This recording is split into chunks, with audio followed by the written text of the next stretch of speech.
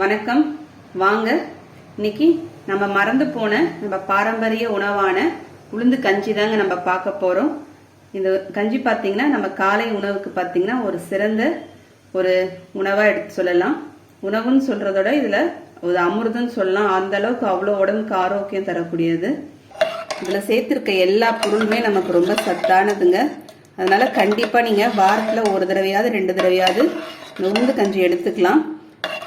முக்கியமா இந்த பூப்பெய்தல் காலத்துலாம் பெண் குழந்தைங்களுக்கு இது முக்கியமா செஞ்சு கொடுப்பாங்க. இப்போ 1 கிளாஸ் அளவுக்கு கருப்பு உளுந்து எடுத்து வச்சிருக்கேங்க. முழு கருப்பு உளுந்து கிடைக்கலனா இதை மாதிரி உடைச்ச கருப்பு உளுந்து கூட எடுத்துக்கலாம். இப்போ 1 கிளாஸ் உளுந்தை நம்ம வறுத்து எடுத்துக்கலாங்க. உளுந்து நல்லா வாசனை வர வரைக்கும் நல்லா வறுத்து எடுத்துக்கலாம். சிறியவர் முதல் பெரியவங்க வரை எல்லாருமே இந்த கஞ்சி குடிக்கலாம். அவ்வளோ சத்து இருக்கு.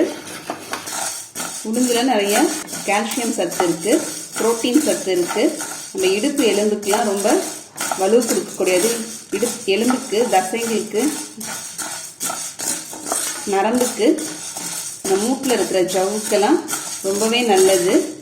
விலை மலிவாக இருக்கும், ஆனால் அதிகப்படியான இதில் சத்து நிறைய இருக்குங்க. இப்போ நல்லா உளுந்து வறுத்த வாசனை வந்துருச்சுங்க. இப்போ நம்ம எடுத்துடலாம்.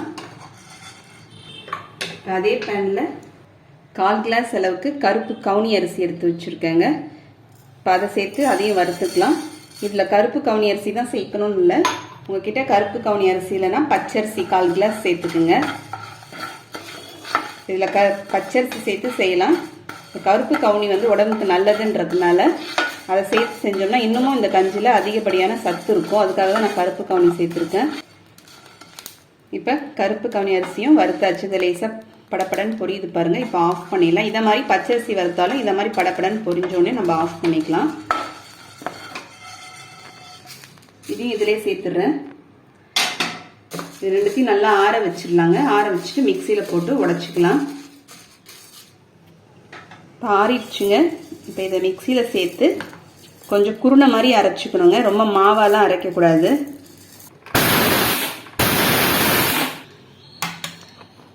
இதை மாதிரி நல்லா குருணையாக அரைச்சி எடுத்துக்க வேண்டியதாங்க. இப்போ ஸ்டவ்வில் நான் ஒரு குக்கர் எடுத்து வச்சுருக்கேங்க. குக்கரில் நம்ம எந்த கிளாஸால் உளுந்து எடுத்தோமோ அதே கிளாஸால் ஒரு 4 கிளாஸ் அளவுக்கு தண்ணி சேர்த்து வச்சுருக்கேன். தண்ணி சூடாக வைக்கிறதுக்கு தண்ணி கொதிக்கணும் இல்லை, அதுக்குள்ளேயே நம்ம அரைச்சி வச்சுருக்க அந்த உளுந்து கலவையை சேர்த்துடலாங்க. தண்ணி கொதிச்சதுக்கப்புறம் சேர்த்தோம்னா அங்கங்கேயும் கட்டி முட்டியமாக ஆகிடும். கொதிக்கிறதுக்கு முன்னாடியே நம்ம சேர்த்துடலாம். சேர்த்துட்டு ஒரு கலந்து விட்டு இப்போ கொதிச்சதுக்கப்புறம் குக்கரை மூடி போட்டு மூடிடலாங்க. ஒரு கொதி வந்தோடனே மூடி போட்டுக்கலாம். இதில் ஒரு 2 சிட்டிகை அளவுக்கு உப்பு சேர்த்துக்கலாம். இப்போ தண்ணி நல்லா கொதிச்சுட்டு இருக்கு பாருங்க. ஒரு கரண்டி வச்சு ஒரு கலந்து விட்டுறலாம். கலந்து விட்டுட்டு குக்கரை மூடி போட்டு மூடிடலாங்க. மூடிட்டு விசில் போட்டுடலாம். போட்டுட்டு ஸ்டவ்வை நல்லா சிம் பண்ணிடணுங்க. சிம் பண்ணிட்டு 10லேருந்து ஒரு 15 நிமிஷத்திற்கும் சிம்லே இருக்கட்டும். விசில் வந்தால் கணக்கு கிடையாது, சிம்லே இருக்கட்டுங்க. அதுக்கப்புறம் நம்ம ஆஃப் பண்ணிடலாம். நம்ம எந்த கிளாஸால் உளுந்து எடுத்தோமோ அந்த கிளாஸால் 1.5 கிளாஸ் அளவுக்கு பனவெல்லம் சேர்த்துக்கலாம். கொஞ்சமாக தண்ணி சேர்த்துக்கலாங்க. பனவெல்லத்தில் கண்டிப்பாக தூசி இருக்கும், அதனால் கரைச்சி வடிகட்டி தான் நம்ம சேர்க்க முடியும். இப்போ ஸ்டவ்வில் வச்சு கொதிக்க வச்சிடலாங்க. ஒரு கொதி வந்தோடனே நம்ம எடுத்து வடிகட்டிக்கலாம். இப்போ வெல்லம் கரைஞ்சி நல்லா தண்ணி கொதிக்குதுங்க. இப்போ நம்ம இதை எடுத்து வச்சிடலாம். இப்போ நல்லா ப்ரெஷர் அடங்கிடுச்சுங்க. இப்போ திறந்துடலாம்.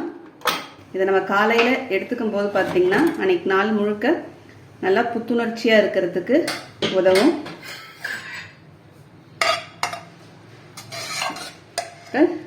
நம்ம வச்சிருக்கிற தண்ணி நல்லா கரெக்டாக இருந்துச்சு பாருங்க. இப்போ ஸ்டவ் ஆன் பண்ணிக்கலாங்க. ஆன் பண்ணிட்டு சிம்மில் வச்சுருக்கேன். இப்போ வெல்லத்தை நம்ம வடிகட்டிக்கலாம். வெள்ளை கரைச்சல் தண்ணியை இங்கே பாருங்க, நிறைய தூசி இருக்கு. கண்டிப்பாக பனை வெல்லத்தில் எப்பயுமே தூசி இருக்குங்க. அதனால அதை வடிகட்டிடணும். ஒரு ஸ்பூன் அளவுக்கு நெய் சேர்த்துக்கலாங்க. இந்த நெய் ஆப்ஷனல் தான். நல்லா வாசனையாக இருக்கிறதுக்காக நெய் சேர்க்குறோம். ஒரு ஸ்பூன் ஏலக்காய் தூள் சேர்த்துக்கலாம். 1/2 ஸ்பூன் சுக்குத்தூள் சேர்த்துக்கலாங்க. சேர்த்து கலந்து விட்டுடலாம். இப்போ எல்லாத்தையும் கலந்து விட்டுட்டு ஸ்டவ் ஆஃப் பண்ணிடலாங்க. ஒரு கிளாஸ் அளவுக்கு தேங்காய் பால் அரைச்சி திக்காக தேங்காய் பால் எடுத்து வச்சுருக்கேன். அதை இப்போ ஸ்டவ் ஆஃப் பண்ணிவிட்டு நம்ம தேங்காய் பால் சேர்த்துக்கலாம்.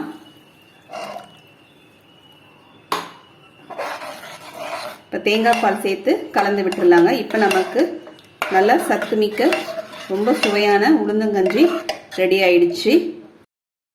நீங்களும் இந்த மாதிரி செஞ்சு பாருங்க. செஞ்சு பார்த்துட்டு எப்படின்னு கமெண்ட் பண்ணுங்க. உங்களுக்கு இந்த வீடியோ பிடிச்சிருந்தா லைக் பண்ணுங்க, ஷேர் பண்ணுங்க, சப்ஸ்கிரைப் பண்ணுங்க. அடுத்த வீடியோவில் பார்க்கலாம். தேங்க்யூ.